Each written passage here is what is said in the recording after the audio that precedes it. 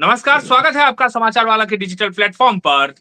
Bharatiya Janata party क्या झारखंड में hop रही है? ये बड़ा सवाल इसलिए है क्योंकि चुनाव के नतीजे आए हुए 2-3 महीने गुजर चुके हैं। दिसंबर महीने में ही मुख्यमंत्री के तौर पर हेमंत सोरेन ने शपथ ले ली और एक सीएम के तौर पर वो अपना काम भी कर रहे हैं।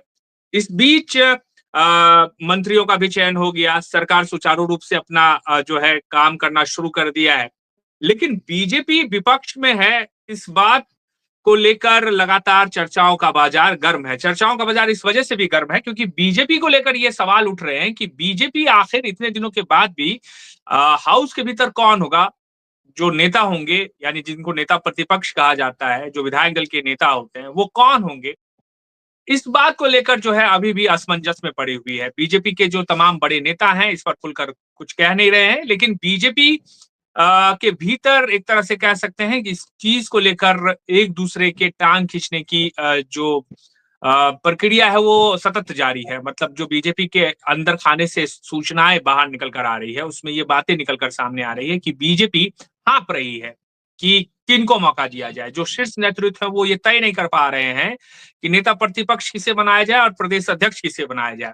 आज हम इस पर चर्चा करेंगे और हमारे साथ झारखंड के सीनियर जर्नलिस्ट और कई जो नामी गिरामी मीडिया संस्थान है उनमें काम कर चुके और झारखंड की राजनीति को बहुत करीब से समझने वाले ज्ञान रंजन सर है। सर, आपका बहुत बहुत स्वागत है। पहला सवाल जी मेरा भाई, यही है धन्यवाद। कि बीजेपी हाँप क्यों रही है? बीजेपी क्यों नहीं चुन पा रही है कि जो नेता हैं उनके बीच में उनमें से किसको नेता प्रतिपक्ष बनाया जाए या प्रदेश अध्यक्ष बाबूलाल मरांडी अभी वर्तमान में हैं, अगर बाबूलाल मरांडी के हाथों से कमान लिया जाए तो किसको कमान सौंपा जाए? आखिर ये असमंजस क्यों है पार्टी के भीतर?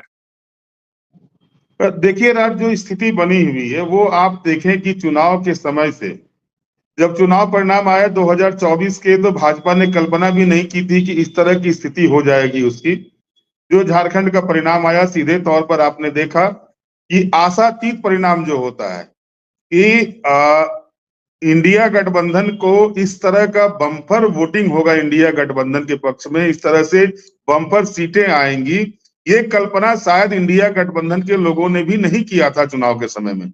और आपने देखा होगा कि सभी जो भी एग्जिट आए हुए थे, सभी एग्जिट लगभग फेल हो चुके थे। और उसके बाद परिणाम आते हैं। परिणाम आने के बाद आप देखें, एक और इंडिया गठबंधन में जहां सबसे ज्यादा किचकिच होती है कांग्रेस पार्टी, उसमें उनके मंत्रियों का नाम चयन होता है, उसके बाद विधायक दल के नाम का चयन हो जाता है, सारा कुछ होता है, विधायक दल के उपनेता का नाम चयन हो जाता है। आरजेडी जैसी पार्टी है, वो चुनाव जीत के 4 विधायक उसके चुनाव जीत कर आते हैं, उसके विधायक दल के नेता का चयन हो जाता है, उसके कोटे से एक मंत्री बनना है, उसके नाम का चयन होता है, सभी कुछ शांति ढंग से सब कुछ हो गया। लेकिन भारतीय जनता पार्टी लगातार इस पेशो पेश में है, असमंजस में है कि आखिर वो किसको नेता बनाए विधायक दल का। और इसके पीछे सीधे तौर पर गणित जो बैठ रहा है, वो गणित ये बैठ रहा है कि भारतीय जनता पार्टी ये तय नहीं कर पा रही है क्या वो ट्राइबल फेज को आगे करे कि नॉन ट्राइबल फेज को आगे करे। क्योंकि आपने देखा कि पिछले 2019 से 2024 का जो टेन्यूर था झारखंड विधानसभा का, उस टेन्यूर में बाबूलाल मरांडी का नाम नेता प्रतिपक्ष के रूप में, यानी भाजपा के विधायक दल के नेता के रूप में स्पीकर के पास भेजा गया था। लेकिन वो मामला चल रहा था, दल बदल का मामला चल रहा था स्पीकर की कोर्ट में, इसलिए उनको मान्यता नहीं मिल पाई थी। और अंत में जब भारतीय जनता पार्टी थक हार गई तो उन्होंने एससी कार्ड खेला और अमर बावरी को नेता प्रतिपक्ष बनाया। उसके बाद स्थिति क्या हुई चुनाव में, आपने देखा कि नेता प्रतिपक्ष भी चुनाव हार गए उनके। बाबूलाल मरांडी को चुनाव जिताने के लिए आपने देखा कि हेलीकॉप्टर यात्रा भी करानी पड़ी। धनंजय जो राय जी, एक कैंडिडेट जो खड़े हुए थे, जो पहले भाजपा में ही थे, निरंजन राय। तो ये स्थिति बनी हुई थी। और इस स्थिति के बाद अब जो स्थिति है, उस स्थिति में 2-3 बड़े चेहरे हैं भारतीय जनता पार्टी के पास। उन चेहरे में पहले से तो रघुवर दास और अर्जुन मुंडा बड़ा चेहरा थे ही भारतीय जनता पार्टी में। चंपाई सोरेन को भी चुनाव से पहले भाजपा लाई थी और ये सोचकर लाई थी कि भाजपा के लिए वो तुरुप का पत्ता साबित हो सकते हैं विधानसभा के चुनाव में। लेकिन तुरुप का पत्ता तो साबित नहीं हुए, अपनी सीटें बचा ली, अपने बेटे की सीट भी नहीं निकल पा पाए। ये स्थिति बनी हुई थी। और अब क्योंकि उनको ये समझ में आ गया कि लोकसभा का चुनाव परिणाम हो या फिर विधानसभा का चुनाव परिणाम हो, जिन ट्राइबल वोट को अपनी ओर करने के लिए भाजपा ने पूरी मशक्कत, पूरी ताकत अपनी झोंकी थी, चंपाई सोरेन को लाए, गीता कोड़ा को लाए, मधु कोड़ा को लाए, सीता सोरेन को लाए, लेकिन कोई कहीं नहीं चला, एक भी नेता नहीं चला, ट्राइबल नेता एक भी नहीं चला। बाबूलाल मरांडी को भी झारखंड विकास मोर्चा की पूरी पार्टी को भाजपा में शामिल करा लिया गया, मर्ज करा लिया गया, लेकिन उसके बाद भी ट्राइबल वोट नहीं खिसका। ट्राइबल वोट का पूरा समर्थन अगर आप देखें तो सीधे तौर पर झारखंड मुक्ति मोर्चा को, मैं कांग्रेस को भी नहीं दूंगा, कांग्रेस को भी अगर ट्राइबल सीटें आई हैं तो वो सीटें सिर्फ झारखंड मुक्ति मोर्चा यानी हेमंत सोरेन और कल्पना सोरेन की जोड़ी के कारण से ही ये सीटें आई है। और इस चीज को कांग्रेस पार्टी के लोग भी स्वीकार करेंगे, क्योंकि उस समय आपको याद होगा, आप पूरे झारखंड को घूम रहे थे जब चुनाव चल रहे थे, उस समय आपने देखा था कि कल्पना सोरेन का डिमांड चुनाव प्रचार के लिए हेमंत सोरेन से भी ज्यादा था। और राहुल गांधी नहीं आए, प्रियंका गांधी नहीं आए, उसका फिक्र नहीं था कांग्रेस पार्टी को, लेकिन कल्पना सोरेन और हेमंत सोरेन का कार्यक्रम उनके क्षेत्र में हो, इसकी चिंता सबों को थी। और कल्पना सोरेन और हेमंत सोरेन की जोड़ी ने इस चीज को बखूबी निभाया, हर क्षेत्र में जाकर के समय दिया। आप याद कीजिए कि 100 से ज्यादा एक महिला जाके सभा करती है, 30 दिनों के भीतर 100 से ज्यादा सभाएं अगर होती हैं, और उन सभाओं का परिणाम भी देखने को मिल रहा था। एक और जहां भाजपा के बड़े बड़े नेता, प्रधानमंत्री नरेंद्र मोदी, गृह मंत्री अमित शाह सरीखे बड़े नेता, योगी आदित्यनाथ सरीखे नेता आकर के चुनाव प्रचार करते थे, लेकिन भीड़ को जो देखा जाता था वो कल्पना की सभा में सबसे ज्यादा देखा गया, हेमंत की सभाओं में सबसे ज्यादा देखा गया। तो ये जाहिर तौर पर जो चीजें लेके भारतीय जनता पार्टी चल रही थी, यानी एक कहा जाता है ना कि आपने अगर कोई चीज की कल्पना की है तो वो कल्पना से परे हो जाए, तो कल्पना सोरेन भाजपा की कल्पना से परे हो गए थे, वो समझ नहीं पा रहे थे इसका काट क्या है। और भारतीय जनता पार्टी के अंदर की जो स्थिति बनी हुई थी, आप ये भी गौर कीजिए कि उस दौरान, चुनाव के दौरान, एक छोटा सा नेता जिसको ब्लॉक स्तर पर जिसकी पूछ नहीं हो, अगर वो कहता था कि हम विरोध कर रहे हैं, पार्टी छोड़ के दूसरी निर्दलीय चुनाव लड़ रहे हैं, तो उसके घर पर मनाने के लिए प्रभारी तक चले जाते थे, जो सह प्रभारी एक राज्य के मुख्यमंत्री जो हैं वो पहुंच जा रहे हैं, हेमंता बिस्वा शर्मा जैसे नेता जो हैं वो पहुंच जा रहे हैं, एक एक दिन में 400-400 किलोमीटर जो है उनकी गाड़ी ड्राइव हो जाती है, गुमला के तमाम इलाकों में वो घूम लेते हैं। मेरा सवाल यही है ज्ञान सर कि आप जो है चुनाव से पहले चंपाई सोरेन को पार्टी के भीतर लेकर आते हैं, आप जो है कई नेताओं को जोड़ने की बात करते हैं, मसलन गीता कोड़ा को आप लेकर आते हैं, सीता सोरेन को आप लेकर आते हैं पार्टी के भीतर। गीता कोड़ा चुनाव हार चुकी हैं, सीता सोरेन चुनाव हार चुकी हैं, चंपाई सोरेन जो है चुनाव जीते हैं और अभी वो सदन में है, यानी विधायक बनकर वो हाउस के भीतर हैं।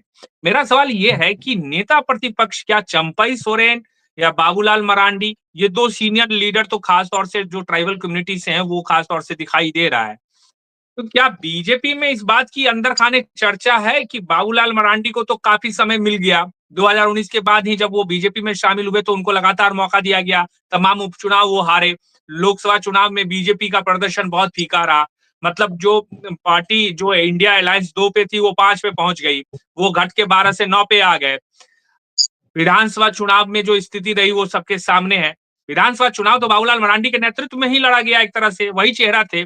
तो क्या बीजेपी इस असमंजस में है कि बाबूलाल मरांडी पर एक बार फिर से दांव खेला जाए, उन्हें नेता प्रतिपक्ष का पद दिया जाए, या बीजेपी के भीतर इस तरह का कुछ चल रहा है अभी? देखिए, सच्चाई ये है कि जो मेरे पास जानकारी आई है, बाबूलाल मरांडी चाहते हैं कि नेता प्रतिपक्ष उनको बनाया जाए, विधायक दल का नेता बनाया जाए, लेकिन आला कमान अभी इस पर सहमत दिखाई नहीं दे रही है। आला कमान, जो मेरे पास जानकारी आई हुई है, आला कमान इस पेशोपेश में है कि जो मूल वोट था उसका, मूल वोट यानी जो जनरल वोट्स हैं, जो ओबीसी वोट्स हैं, वो वोट्स भी छिटके इस बार के चुनाव में आप सीधे तौर पर ये नहीं कह सकते हैं केवल ट्राइबल वोट ला करके हेमंत सोरेन सत्ता में आए। अगर सिर्फ ट्राइबल वोट आता तो योगेंद्र प्रसाद जीत के आए, वो ओबीसी से आते हैं, मथुरा महतो रिपीट किए, वो ओबीसी से आते हैं, सुदीप सोनी रिपीट किए, वो ओबीसी से आते हैं, सविता महतो रिपीट की, वो ओबीसी से आते हैं। इसके बाद सबसे बड़ी चीज आप देखिए कि मथुरा महतो जोगिंदर प्रसाद, अमित महतो, सविता महतो, ये महतो कम्युनिटी से हैं, कुर्मी कम्युनिटी से। और आपको भी पता है कि कुर्मी कम्युनिटी का हवा जो था पूरी तरह से जयराम के फेवर में बह रहा था चुनाव में।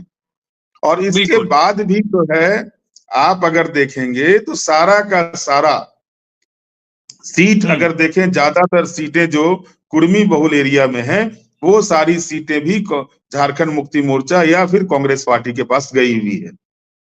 जैसे ममता देवी कुर्मी से आती हैं, वो कांग्रेस पार्टी से चुनाव जीती हैं, रामगढ़ से जो चुनाव जीती हैं। तो भाई साफ तौर पर अगर आपको दिख रहा है, दूसरी ओर आप देखिए, आप कैलकुलेट कीजिए सभी चीजों को। नेता प्रतिपक्ष आपने अमर बावरी को बनाया पिछले टेन्योर में, वो शेड्यूल कास्ट से आते थे, अपनी सीट हारते हैं। इसके बाद अपनी सीट हारते नहीं है, तीसरे स्थान पे रहते हैं। अपनी सीट हारते नहीं है, वो तीसरे स्थान पे रहते हैं। बिल्कुल। उसके बाद आप देखिए छतरपुर की सीट, वो शेड्यूल कास्ट के लिए रिजर्व थी, वो भाजपा के खेमे में थी, वो चुनाव कांग्रेस पार्टी जीतती है। देवघर की सीट शेड्यूल कास्ट के लिए थी, भाजपा के पास थी, वो सीट हार जाती है।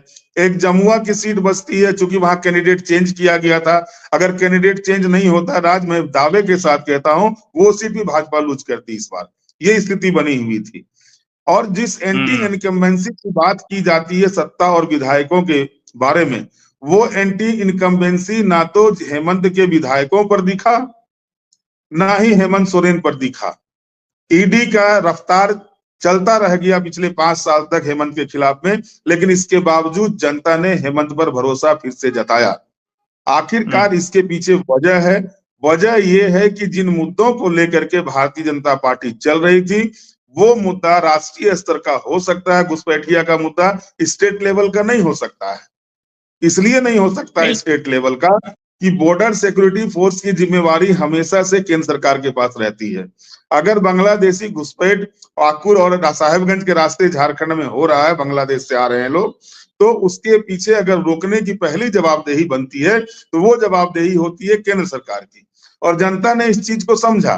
तीसरा सबसे बड़ा फैक्टर क्या हुआ, नहीं, एक लाइन में मैं खत्म कर देता हूँ राज, एक लाइन में खत्म कर देता हूँ कि तीसरा बड़ा फैक्टर क्या हुआ कि गुरुजी जब आंदोलन शुरू किए थे, तो गुरुजी जब झारखंड मुक्ति मोर्चा की कमान गुरुजी अपने हाथों में लेकर जब से चलना शुरू किया था, गुरुजी ने महतो, मांझी और मुस्लिम, ये 3 ट्रिपल एम के फैक्टर को लेकर के वो आगे बढ़े थे। और इस ट्रिपल एम का फैक्टर ये था कि गुरुजी हमेशा से झारखंड की राजनीति में एक तरह से कह सकते हैं स्वीकार्य थे, स्वीकार कर रहे थे। और आज भी आप देखेंगे गुरुजी के खिलाफ कोई बोलने की हिम्मत नहीं करता है, विरोधी दल के लोग भी। वो हेमंत सोरेन को परिवारवाद कह देंगे, कल्पना सोरेन को परिवारवाद मिला देंगे, लेकिन उनकी हिम्मत गुरुजी से बात करने की, गुरुजी के खिलाफ बोलने की नहीं होती है। क्योंकि आज के समय में भी ट्राइबल कम्युनिटी में गुरुजी की पूजा होती है, गुरुजी को लोग मानते हैं। जाहिर तौर पर जो पिता ने रूट लगाया था, जो जड़ लगाया था, उस जड़ को हेमंत सोरेन ने अपने 10 साल के टेन्योर में 2014 के बाद से ही आप ले लें, ठीक है 2014 में सरकार नहीं बनी हेमंत सोरेन की, लेकिन आप देखेंगे कि उन्होंने उसको बढ़ाया, नुकसान नहीं होने दिया। लेकिन भारतीय जनता पार्टी में क्या हो रहा है कि 19 से लगातार नुकसान हो रहा है भारतीय जनता पार्टी का, 36 से 25, 25 से 21 ये दृश्य बन रहे हैं। और अब एक अदद नेता नहीं मिल रहा है भारतीय जनता पार्टी को, ये सबसे बड़ा संकट भारतीय जनता पार्टी के पास है। नहीं, मेरा सवाल यह है ज्ञान सर कि क्या सीता सोरेन, गीता कोरा और चंपई सोरेन, ये 3 जो बड़े नाम थे जो कि बीजेपी में शामिल हुए चुनाव से ठीक पहले, इन तीनों बड़े चेहरों का क्या यूज करेगी बीजेपी, क्या इस्तेमाल करेगी? क्या इन तीनों में से किसी को जो है बीजेपी बड़े पद पर दे सकती है, या आप जो देख रहे हैं कि एक जातिगत समीकरण होता है, वो समीकरण भी बीजेपी साधने की कोशिश कर रही है? जैसा आपने भी बताया कि ओबीसी वोट को लेकर बीजेपी इस बार जिस तरीके से इस चुनाव में ओबीसी वोट बीजेपी के पाले में जो रहती थी, वो एक हद तक खिसक कर जेएमएम और कांग्रेस यानी इंडिया अलायंस की तरफ मुड़ गई। तो ये जो 3 बड़े नेता हैं, चाहे वो चंपई सोरेन हो, सीता सोरेन हो और गीता कोरा हो, इनकी भूमिका क्या आप देखते हैं? मेरा फिर से एक बार यही है कि इन तीनों के साथ साथ क्या बीजेपी के भीतर बाबूलाल मरांडी को लेकर अभी भी कुछ बचा है? क्या बाबूलाल मरांडी पर ही आकर कांटा रुकेगा, यानी वही नेता प्रतिपक्ष बनेंगे? क्योंकि समय तो कम है, 24 से बजट सत्र शुरू हो रहा है, उससे पहले इनको नेता प्रतिपक्ष चुनना है, लेकिन अभी तक कोई सुगबुगाहट दिखाई नहीं दे रही है। या फिर चंपाई सोरेन पर भी दांव लगा सकती है बीजेपी? देखिए जराज, मेरे पास जो जानकारी आ रही है कि हो सकता है कि बजट सत्र में भी आपको नेता प्रतिपक्ष ना दिखें, जो स्थिति दिखाई दे रही है। अब दिल्ली में कल सरकार का गठन होना है 20 तारीख को, और वहां पर गठन होने के बाद पर्यवेक्षक आएंगे, पर्यवेक्षक आने के बाद विधायकों के साथ बैठक करेंगे, तब तय होगा। दिल्ली आला कमान, जैसा मेरे पास जानकारी आया, मैंने आपको बताया कि बाबूलाल के पक्ष में आला कमान नहीं है इस बार। और उसके बाद जिसको अपने रास्ते का कांटा समझ के बाबूलाल मरांडी ने झारखंड से उड़ीसा का सैर करवाया था राज्यपाल बनवा करके, उनकी भी वापसी हो गई है। तो आप समझ क्या सकते हैं रघुवर कि वो रघुवर दास 2 मर्तबा वो नहीं, प्रदेश रघुवर अध्यक्ष रह दास की क्या चुके हैं। भूमिका? क्या रघुवर दास तो चूंकि विधायक है नहीं, तो वो तो नेता प्रतिपक्ष बन नहीं सकते हैं। उस कंडीशन में तो उनके पास बिल्कुल, एक ऑप्शन बनता है कि उन्हें प्रदेश अध्यक्ष बनाया जाए। मैं उसी पर आ रहा था कि अब जो हम्म स्थिति बन रही है, उस स्थिति में अगर आप देखेंगे तो भारतीय जनता पार्टी से केंद्र सरकार में 2 मंत्री हैं झारखंड से। अन्नपूर्णा देवी ओबीसी से हम्म आती हैं, उसके बाद हम्म आपका संजय सेठ, वो भी संजय ओबीसी सेठ। कोटे से आते हैं। तो 2 हम्म मंत्री हैं, दोनों ओबीसी हैं। इसके बाद बच हम्म जाता है ट्राइबल प्रदेश अध्यक्ष हैं अभी। अब अगर ट्राइबल हम्म प्रदेश अध्यक्ष को हटा करके विधायक दल का नेता बनाया जाता है, तो जाहिर तौर पर जो हम्म कोर बैंक है, वोट बैंक है भाजपा का, वो सामान्य जाति का जो वोट बैंक है, जो 18 से 20% का मार्दा रखता है झारखंड की राजनीति में, उसमें से हम्म किसी के नाम आ जाए तो चौंकने वाले नहीं हो सकते नेता प्रतिपक्ष के रूप में। और इसमें जो नाम चल जैसे आप रहे हैं उसमें सीपी सिंह तो हैं ही, लेकिन इसके अलावा जो है सो वोट बैंक को देखते हुए अगर देखा जाए तो जनरल कैटेगरी में हम्म सबसे ज्यादा वोट बैंक ब्राह्मणों का है झारखंड में। ब्राह्मणों की आबादी ठीक है। जनरल कोटे में ज्यादा है। तो सत्येंद्र नाथ तिवारी का भी नाम आ रहा है, तीसरा टर्म उनका भी है। और सत्येंद्र नाथ हम्म तिवारी पर हो सकता है कि बाबूलाल मरांडी को भी आपत्ति नहीं हो, क्योंकि झारखंड विकास मोर्चा में उनके साथ वो काम कर चुके हैं। तो ये चीजें हम्म। चल रही और इसी पर जो है सो खेल हो रहा है। अब रही बात प्रदेश अध्यक्ष की, तो अगर रघुवर दास प्रदेश अध्यक्ष नहीं होते हैं तो आप मान के चलिए कि राष्ट्रीय कार्य समिति में अगर उनको राष्ट्रीय अध्यक्ष नहीं बनते हैं तो हो सकता है वो राष्ट्रीय महासचिव का पद उनको मिले, क्योंकि 2 मर्तबा वो राष्ट्रीय उपाध्यक्ष रह चुके हैं। तो उनके पास जो हम्म उनका सीवी है, वो सीवी काफी मजबूत है पार्टी के अंदर में संगठन के रूप में। तो उनको अगर केंद्र हम्म बुलाया जाता है और यहाँ फिर छोड़ा जाता है, तो कहीं ना कहीं चेहरा बदलेगा। और नेता प्रतिपक्ष, हमको जो लग रहा है, जो जानकारी आ रही है कि इन लोग अगर डर से कि ट्राइबल को नहीं बनाया, फिर इन लोग विरोध, जो विपक्षी दल है भाजपा के, वो ये हल्ला करे कि भाजपा जो है तो ट्राइबल के साथ नाइंसाफी की है, तो इसको लेकर के डर से अगर वो बना दे, तो फिर अध्यक्ष पद में आप देखें किसी जनरल को रखा जाएगा। यही गेम चल रहा है भारतीय जनता पार्टी के भीतर।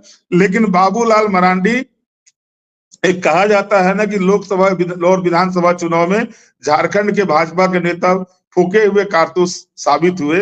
और जैसा कि आपको याद है कि 2019 के चुनाव परिणाम के बाद सारी जवाबदेही दी गई थी कि रघुवर दास के कारण से चुनाव हारे हैं। तो इस बार आप देखिए कोई हम्म जवाबदेही लेने को तैयार नहीं दिख रहा है। जाहिर तौर पर जो हम्म पार्टी का नेतृत्व करता है, जवाबदेही उसकी बनती है। और उन्होंने इस्तीफे की पेशकश भी की थी, आपको पता है, पहले इस्तीफे की पेशकश कर दी थी। तो ये इस्तीफे की पेशकश जो होती है ना, राजनीति में एक नाटक होता है। ये नाटक करना हम्म सभी जानते हैं। और कलाकार जो है, वो सिनेमाई कलाकार से बड़े कलाकार हमारे राजनेता होते हैं। वो कब कब कला हम्म दिखा दें अपना, ये कहना मुश्किल होता है। और उनकी कलाकारी को पकड़ना, क्योंकि सबसे बड़े कलाकार दिल्ली में बैठे हुए हैं भाजपा के, और वो सारे कलाकारी को देखते रहते हैं, हर चीज का आकलन करते हैं। और उन्होंने देख लिया कि झारखंड भाजपा को अब अगर नए सिरे से नहीं ठीक किया जाएगा, क्योंकि जब तक नए चेहरे नहीं आएंगे और पुराने चेहरे पर ही अगर भाजपा दांव खेलती रहेगी, तो आगे जो स्थिति बन रही है, और जब भाजपा के कार्यकर्ताओं के द्वारा ही जो कहा जा रहा है, सुना जा रहा है कि भाई अगला 10 साल तक सत्ता देखना मुश्किल होगा झारखंड में, तो इसमें कोई अतिशयोक्ति नहीं दिखाई दे रही है। ठीक है ज्ञान सर, आखिर में मुझे ये बताइए, 3 नाम मुझे बताइए जो नेता प्रतिपक्ष के रेस में है, और 3 नाम मुझे ऐसे बताइए जो प्रदेश अध्यक्ष के रेस में है। देखिए, नेता प्रतिपक्ष के रेस में जो है सो एक तो बाबूलाल मरांडी का नाम चल रहा है, वो चाह रहे हैं नेता प्रतिपक्ष बनना। चंपाई पर दांव खेलेगी कि नहीं खेलेगी भाजपा, ये कहना मुश्किल दिखाई दे रहा है, क्योंकि अब तक किसी तरह का उस तरह की सुगबुगाहट नहीं दिख रही है। सीता और गीता की कहानी भाजपा में समाप्त हो चुकी है, और ये आप देख रहे हैं कहीं पर भी उनको दिखाई नहीं देता है, चेहरा दिखता नहीं है उनका। सीपी सिंह सीनियर लीडर हैं और वो कह भी दिए कि उनका अंतिम ये चुनाव है, हो सके उनके ऊपर हो। लेकिन हमको जहां तक लग रहा है सत्येंद्र नाथ तिवारी का नाम आगे आ सकता है, वो हो सकते हैं। दूसरी ओर अगर आप प्रदेश अध्यक्ष में देखेंगे तो नेता प्रतिपक्ष का मैंने बता दिया, और प्रदेश अध्यक्ष में अगर आप देखेंगे तो मनीष जायसवाल का नाम आगे चल रहा है, जो हजारीबाग के सांसद हैं, उनका भी नाम आगे चल रहा है। और ये नया चेहरा हो सकता है और इस पर दाव भाजपा खेले, इससे इनकार नहीं किया जा सकता, क्योंकि जयंत सिन्हा जैसे नेता का टिकट काट करके, सिटिंग एमपी का टिकट काट करके अगर मनीष जायसवाल को दिया गया है तो मनीष जायसवाल का नाम भी आगे आ सकता है। रघुवर दास भी रेस में है, और इसके अलावा हो सके अगर नेता प्रतिपक्ष ना बने तो बाबूलाल मरांडी को फिर से रिपीट कर दिया जाए। जी राज। तो बाबूलाल मरांडी अगर नेता प्रतिपक्ष नहीं बनते, सत्येंद्र नाथ तिवारी जैसा आप बता रहे हैं कि वो भी रेस में है, अगर सत्येंद्र नाथ तिवारी पर जो आप इक्वेशन बता रहे हैं उस हिसाब से अगर वो नेता प्रतिपक्ष बनाए जाते हैं हाउस के भीतर, तो प्रदेश अध्यक्ष के तौर पे बाबूलाल मरांडी कंटिन्यू भी कर सकते हैं। बिल्कुल बिल्कुल कर सकते हैं। बहुत शुक्रिया सर, आपने अपने व्यस्त एकदम काम के बीच से जो हमारे लिए आधे घंटे का वक्त निकाला, बहुत बहुत शुक्रिया आपका। आज की तारीख में बीजेपी का जो एक तरह से स्थिति है वो ये है कि जो हाउस के भीतर जो नेता काउंटर कर सके, इंडिया अलायंस की सरकार है, मुख्यमंत्री हेमंत सोरेन प्रचंड बहुमत के साथ सत्ता में आए हैं, उनको सीधे तौर पर टक्कर दे सके, इस तरह की नेताओं की कमी बीजेपी को हाउस के भीतर खल रही है।